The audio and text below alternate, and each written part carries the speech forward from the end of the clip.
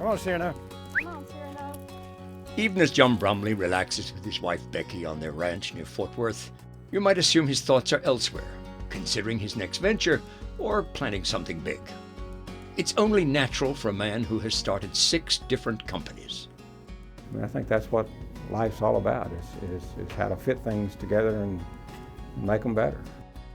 Jon Brumley was born in 1939 in Pampa, Texas. He grew up in Austin, where he enjoyed an active childhood in the shadow of the UT Tower. I can remember on Saturdays with my mother when I was a very young boy, eating a sandwich or something, and literally being able to hear the chimes. Back then, there was so much quieter. Well, the town was smaller, there were fewer cars, but the University of Texas was just key to all of our lives. Early on, Jon learned to deal with adversity as a result of his father's alcoholism. He often escaped on his own to Barton Springs. I think one of the reasons that I loved my bicycle so much was to get away from home. It would be decades before Jon's father would overcome his greatest weakness, and for the first time, father and son were able to truly connect.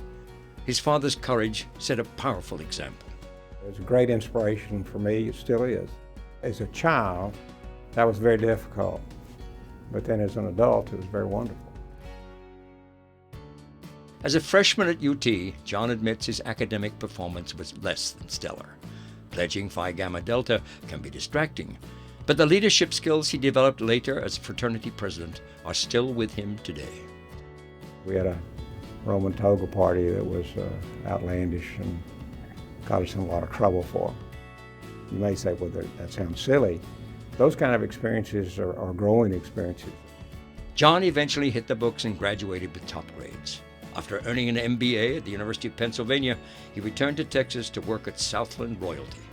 Soon, Jon got his big break when T. Boone Pickens attempted a hostile takeover of the company. I put together a team of people that fought the tender against Mesa and Boone Pickens. We really were good, and we won. And shortly after that, I was made executive vice president and then president.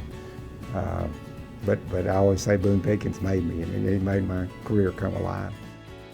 With Jon at the helm, Southland became one of the biggest stars in the oil industry. Within a few years, he co-founded another thriving oil company, XTO. Then a decade later, again seeking a new challenge, he turned to his wife Becky for advice.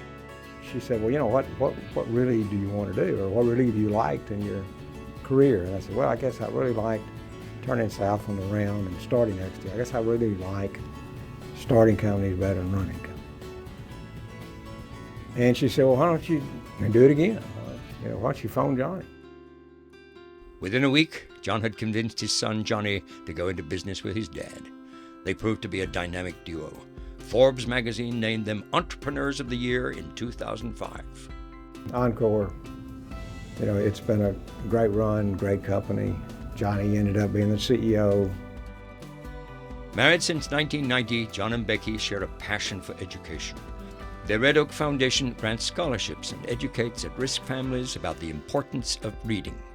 Becky and this one other lady have given away like 350,000 books in Fort Worth, and each time it's to a parent or child. So it's a phenomenal program. Even when he's training for triathlons, traveling the globe, or spending time with his 3 children and 11 grandchildren, Jon is forever an entrepreneur. I work hard to stay as young as I can. And one of the reasons is because I think there's something in me that hasn't come out yet that won't be so career-oriented, but it's going to be important. And I'm in a place in my life where I can seek that. And I hope I find it. Tonight, we honor a life member of the Texas Exes who's always looking for a new challenge. Jon Brumley, a distinguished alumnus of the University of Texas at Austin.